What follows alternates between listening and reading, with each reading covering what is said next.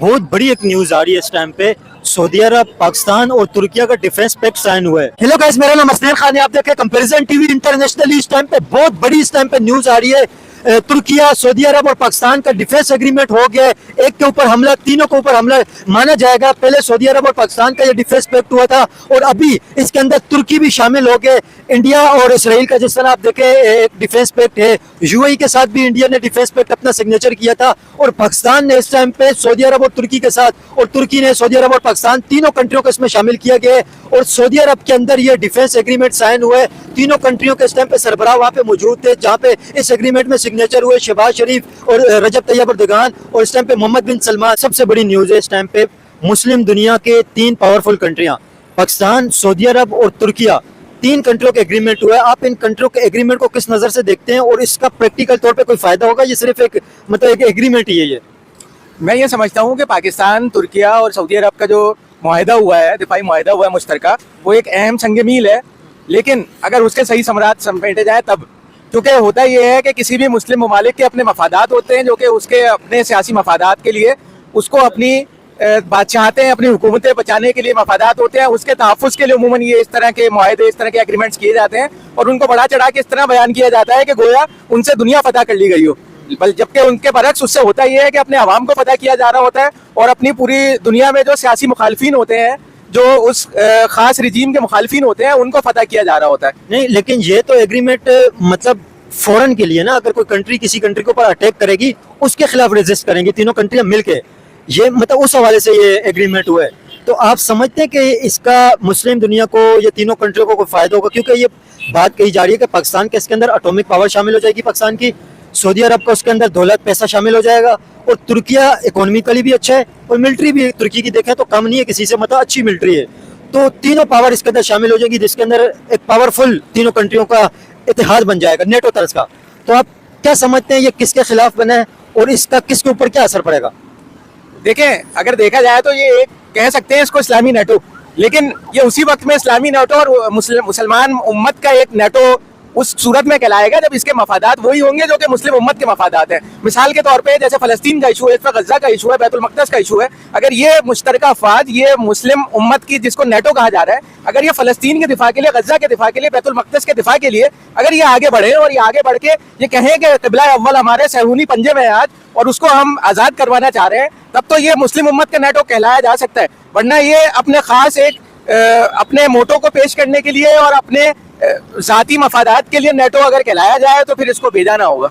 देखिए, आप जिस तरह कह रहे हैं कि इसराइल के लिए, मतलब इसराइल के खिलाफ आ जाएं या फ़लस्तीन के लिए आ जाएं, फिर तो अमेरिका के साथ टक्कर लेनी पड़ेगी। तो अमेरिका के साथ प्रैक्टिकल जज्बात से हटके प्रैक्टिकल तौर पे अगर देखें तो अमेरिका के साथ इस दुनिया में कोई कंट्री है जो टक्कर ले सके? देखें, बात यह है, अगर 54 इस्लामी ममालिक मिल के एक कंट्री का, एक सुपर पावर का अगर आप मुकाबले नहीं कर सकते तो नहीं कर सकते, प्रैक्टिकल है, ये नहीं कर सकते। बात यह है कि अगर आपने पहले ही अपने जहन में एक बुत बना लिया है कि एक अमेरिका बुत है और मैंने उसकी पूजा करनी है, वो सुपर पावर है, सुपर पावर अल्लाह नहीं है, तो जाहिर सी बात है आप कभी नहीं कर सकते। लेकिन अगर आप इस बात को अपने मलूज़ा खातिर रखें कि हमारे सामने सुपर पावर सिर्फ एक जो इलाह है वो अमेरिका नहीं है, वो अल्लाह है, उस अल्लाह के सामने हमने जवाब देना है और उसी अल्लाह की वैधानियत है जिसका हमने सबूत देना है, उसी अल्लाह की हमने इबादत करनी है, उसी की परस्तिश करनी है, भले से वो नमाज के सामने हो, भले से वो पार्लियामेंट के सामने, भले से वो यूनाइटेड नेशन के सामने हो। जब तक हम उसकी इबादत करेंगे कि जिसको अमेरिका कहते हैं, कि जिसको तमाम डिक्टेटर्स का बाप कहते हैं, जिसको सबसे बड़ा जालिम कहते हैं, जिसने आज तक दुनिया में सबसे ज्यादा एटमी धमाके किए, जिसने दुनिया में मौजूद इकलौते जो एटमी हमले जिसे कहते हैं, हिरोशिमा और नागासाकी के, आज तक जिसकी मट्टी बांझ है, वहाँ वो हमले किए हैं, तो अगर आप उसको अपना माई बाप मानेंगे, उसको अपना पेशवा मानेंगे, सियासी पेशवा मानेंगे, तो जाहिर सी बात है आप कभी भी ये कह नहीं सकते कि हम इस्लामी नेटो हैं। ऐसा ही है। लेकिन आप देखें ना, प्रैक्टिकल तौर पे भी मॉडर्न वर्ल्ड के अंदर पहले तो जो कुछ होता था वो होता था, मॉडर्न वर्ल्ड के अंदर सबसे ज्यादा जो इंसानियत का कत्ल किया है वो अमेरिका की सरपरस्ती के अंदर हुए। अफगानिस्तान के अंदर लाखों लोगों को मारा, इराक के अंदर मिलियंस ऑफ लोगों की जाने गई अमेरिका के अटैक के। हालांकि इराक का तो कोई चक्कर ही नहीं था, इराक ने तो कुछ ऐसा किया ही नहीं था कि उसके खिलाफ इतने बड़े हमले किए। ट्रंप खुद कहते हैं कि इराक के ऊपर हमला करना हमारी बहुत बड़ी गलती थी, ट्रंप ने यह माना भी है। तो आप नहीं समझते कि अमेरिका इस टाइम पे इतनी ज्यादा तरक्की कर गया है, जहाँ पे दिल करते हैं बमबारी कर लेते हैं, जहाँ पे दिल करते हैं सैंक्शन लगा लेते हैं, इकोनॉमिकली कंट्रियों को परेशान करता है, धमकियां देता है, मतलब जोर जबरदस्ती दोस्त के साथ मतलब गुंडागर्दी के साथ अपनी रोक जमाने की कोशिश करता है, तो अमेरिका के खिलाफ कोई खड़ा हो सकता है जिस तरह के हालात हैं? मेरे ख्याल से आपके सवाल में ही अगर हम आसपास देखें तो इसका जवाब मौजूद है। आज की तारीख में आपसे बोलूं कि अमेरिका के खिलाफ ईरान जिसको कहते हैं एक कॉर्डन ऑफ कंट्री है, एक सबसे कटा हुआ कंट्री है कि अगर हम बाकी ममालिक को देखें और ईरान को देखें तो ईरान का बाकी किसी के साथ कोई ज़ाहिरी तौर पे कोई बहुत अच्छे बरादराना इस्लामी ताल्लुकात या इस तरह के ताल्लुकात नहीं है। लेकिन आप देखें कि इतने महीने हो गए, सिर्फ दिन की बात नहीं, कई महीने हो गए कि ईरान पर मुसलसल इसराइल भी, अमेरिका भी और एक दूसरा बरादर इस्लामी मुल्क भी हमले कर रहा है, लेकिन इसके बावजूद ईरान डटा हुआ है। तो इसका मतलब है कि ईरान और अमेरिका की जंग में एक दुनियावी तमाम ताकत के अलावा, दुनियावी तमाम असबाब के अलावा भी कोई ताकत है ना कि जिसका ईरान को सहारा है। उस आप ताकत को अल्लाह की ताकत कह लें, उस ताकत को आप जो मर्जी, कोई रूहानी ताकत कह लें, जो मर्जी कह लें आप, लेकिन इससे साबित होती है ना चीज़ के दुनियावी असबाब के अलावा, दुनियावी सामान हरब के अलावा भी बहुत सारी चीज़ें होती हैं कि जिनसे मैदान जंग का तयन किया जाता है। लेकिन जिस तरह पाकिस्तान, तुर्की और सऊदी अरब का एग्रीमेंट हुआ है, इसी तरह का यूएई के साथ इंडिया ने एक एग्रीमेंट किया हुआ है और इसराइल के साथ भी इंडिया का एक एग्रीमेंट है। तो आप इंडिया की कॉन्टेक्स्ट में अगर देखें तो फिर आप इस एग्रीमेंट को कैसे देखते हैं? इंडिया ने भी तो इस तरह के एग्रीमेंट कर रखे हैं।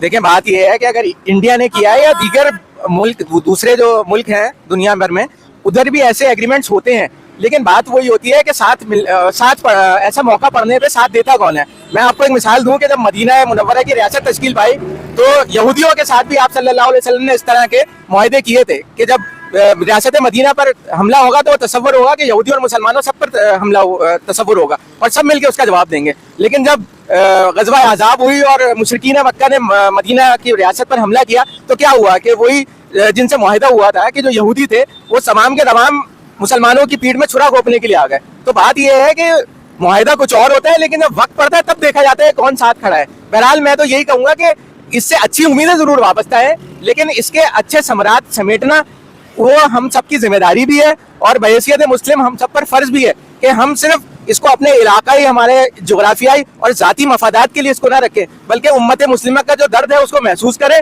उसको पहुंचाने के लिए फ़ायदा, उसके लिए कुछ ना कुछ जद्दोजहद करें, बजाय इसके कि हम अपनी सल्तनतें, अपनी बादशाहतें और अपनी हुकूमतें बचाते रहें उससे। सऊदी अरब, तुर्की और पाकिस्तान, तीन मुस्लिम ममालिक की कंट्रियों ने डिफेंस एग्रीमेंट साइन किया, एक के ऊपर हमला, तीनों के ऊपर हमला।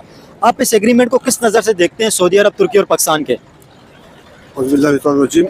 सबसे बड़ी बात तो ये कि ये अच्छा इक़दाम है, लेकिन इस पर तो अमल होना चाहिए, क्योंकि अगर अमल हो गया तो ठीक है, अमल नहीं होगा तो इससे नुकसान भी होगा। क्योंकि सऊदी अरब जो ऐसे खत्े पर मौजूद है जहाँ से ईरान से भी खतरा है, इसराइल से भी खतरा है। अगर हम डायरेक्ट, मिसाल का हमारा पड़ोसी मुल्क इंडिया है, सबसे बड़ा दुश्मन हमारा वो है, फिर हमने अपनी जो हालात है, ठीक है, हम वहाँ तीन मुल्कों से तो मुआहदा करते हैं, लेकिन हम पड़ोसी मुल्क से कई मुआहदा क्यों होते हैं? क्योंकि अफगानिस्तान हमारे लिए भाई की तरह है। अगर अफगानिस्तान से हम मुआहदा कर ले तो सबसे बड़ी खुशी की बात होगी, क्योंकि हम दिफाई तौर पर मजबूत हो गए। हम ठीक है सऊदी अरब से मुआहदा करते हैं, तुर्की से मुआहदा करते हैं, लेकिन उस मुआहदे से हमें ज़्यादा फायदा इससे होगा कि हम अफगानिस्तान से अपना जोड़ रखें। ठीक है, सऊदी अरब हमारा जो वहाँ पर खाना काबा है, वहाँ पर मदीना मनौरा है, हमारे लिए सबसे पाकिस्तान से भी ज़्यादा मोहब्बत उससे होना चाहिए। लेकिन मुआहदा तीनों मुल्कों से, मैं तो कहता हूँ इसमें ईरान भी शामिल होना चाहिए, इसमें यूएई को भी शामिल करना चाहिए, जितने भी इस्लामिक कंट्री है उसको भी शामिल करना चाहिए। अगर तीन मुल्क इत्तेहाद करेंगे तो बाकी मुस्लिम मुल्क करेंगे, हम अकेले रह गए। इसलिए हम चाहते हैं कि तमाम इस्लामी मुल्क, जैसे कि पहले कह चुका था कि हमारा जो साबिका जनरल था राहिल शरीफ साहब, कि वो मुस्लिम उम्मा एक फौज बनेगी और उसका सरबराह हो गया, तो किधर क्या बात? ये लोग लेकिन जैसे नहीं करते।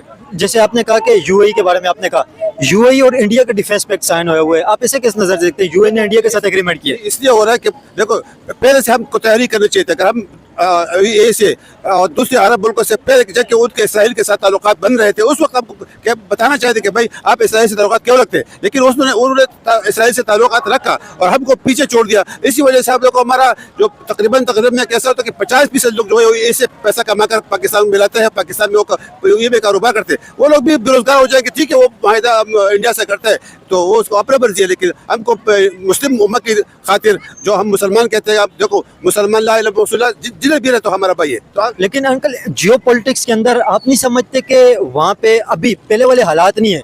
पहले लोग देखते थे कि ये मुसलमान कंट्री है, इसके साथ रिलेशन बेहतर करो इस वजह से, लेकिन अभी तो सारे इंटरेस्ट बेस के ऊपर रिलेशन होते हैं।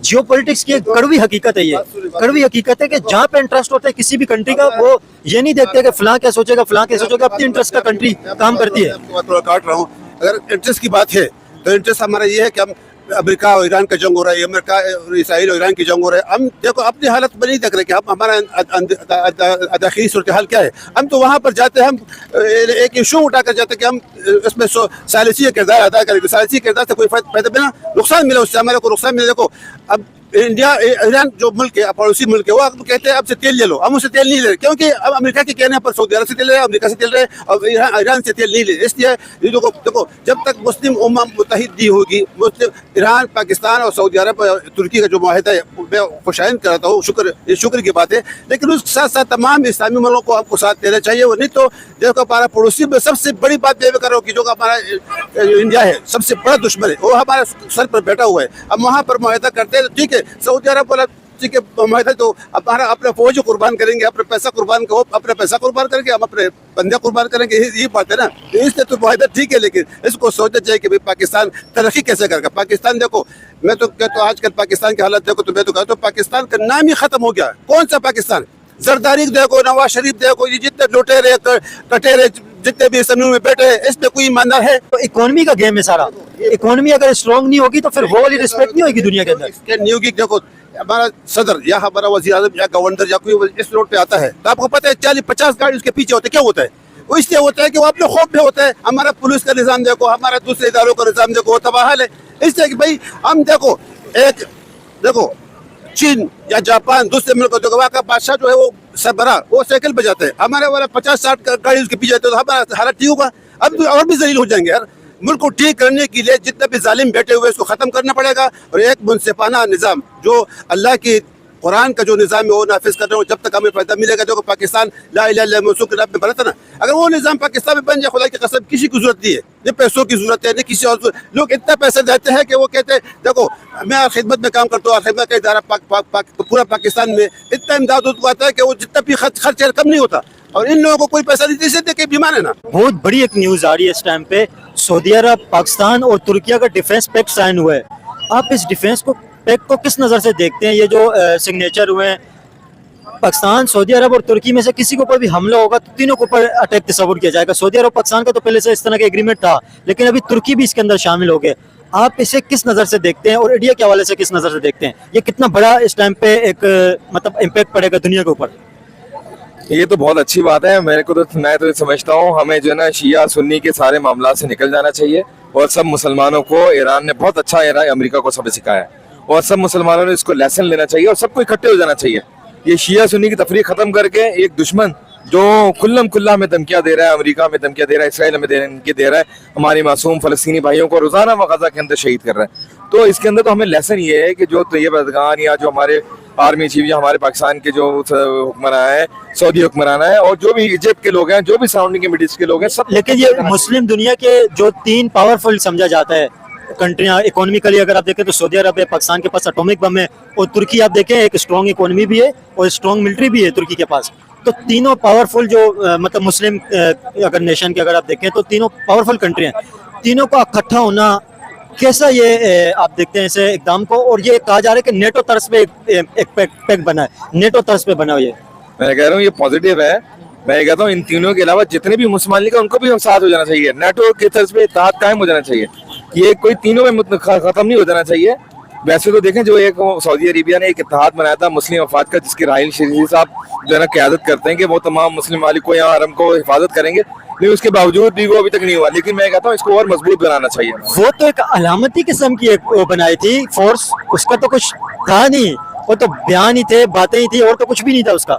लेकिन ये जो पैक्ट हुआ है सऊदी अरब, तुर्की और पाकिस्तान का, ये तो एक प्रैक्टिकल तौर का मुआहदा है ना।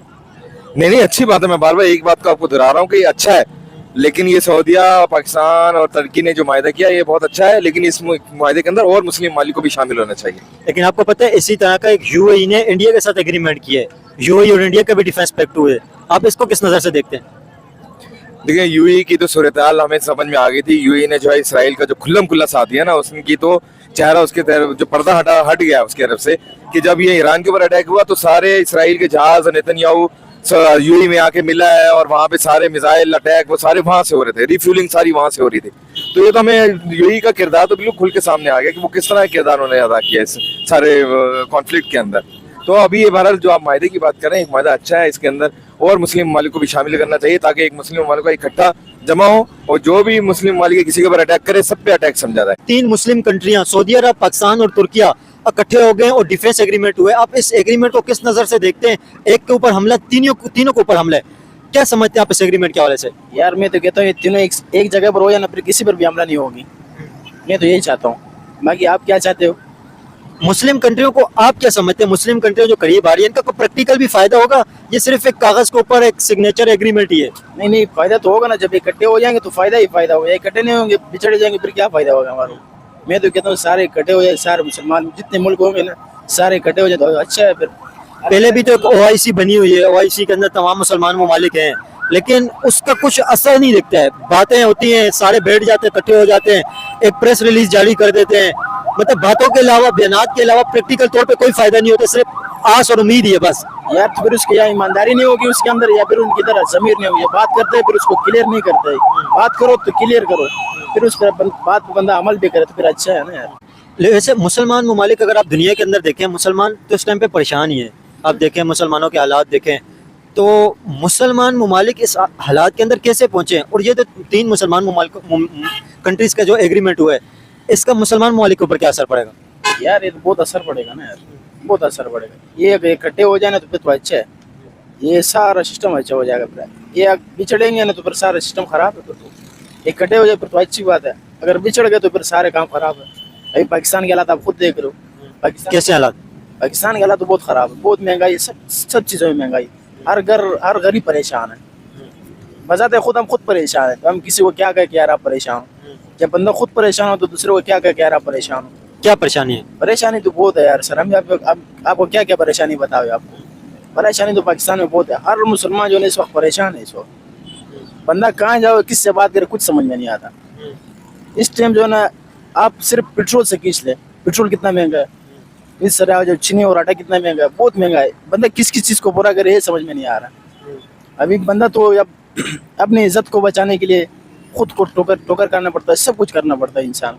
बहुत छोटी सी मिसाल है, बांग्लादेश हमसे यानी बहुत छोटी सी मिसाल है। हम कहते थे ना टके टके में लोग मिलते हैं, अब वो लोग बोलते होंगे कि रुपए रुपए में लोग मिलते हैं। लेकिन टका ऊपर चला गया, आप सोचे ना, अभी भी मिसाल है, तो 2 टके गए, मिसाल है ना, लेकिन वो टका भी आगे चला गया। तो अब आप सोचें बांग्लादेश ने कैसे तरक्की की। बांग्लादेश में आज भी जेंजी खड़ी हुई है ना, उन्होंने शऊर दिया, उनकी तालीम देखें आप, उनकी चीजें देखें।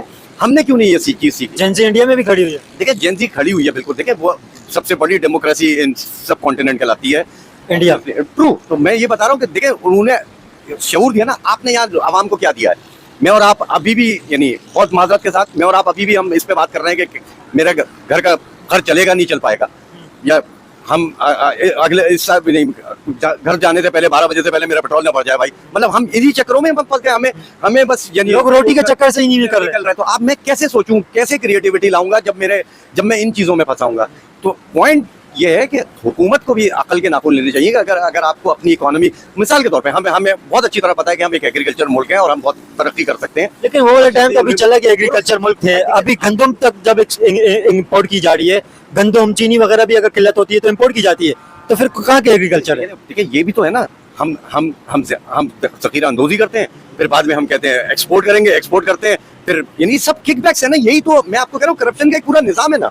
मतलब अब आप यानी कुछ अर्से पहले की है ना कि शक्कर हमने एक्सपोर्ट करी और फिर डबल कीमत में हमने इंपोर्ट करी। तो मतलब जब हम बेवकूफ़ियाँ करेंगे तो आप कैसे तसव्वुर करते हैं कि हम अकलमंदी करके हम ऊपर चल जाएंगे? नहीं, बेवकूफियाँ नहीं है ये। मतलब ये बिजनेसमैन इससे अरबों रुपए कमाते हैं, उनके तो मजे लगे हुए हैं। ये तो आवाम के पैसे लूट रहे हैं। मैं कह रहा हूँ ना, यानी यही है ना, इनको लाने वाले भी तो मैं और आप ही है ना। यानी ज़ाहिर बात है, मैंने भी वोट दिया होगा ना। जब मैंने बेवकूफ़ी करी है तो आप मुझे ये टेक्निकली मुझे कहने का हक नहीं है टेक्निकली कि जब मैंने किसी चोर को लाया हूँ। ईरान, तुर्किया और सऊदी अरब, अरे यार, हाँ ना,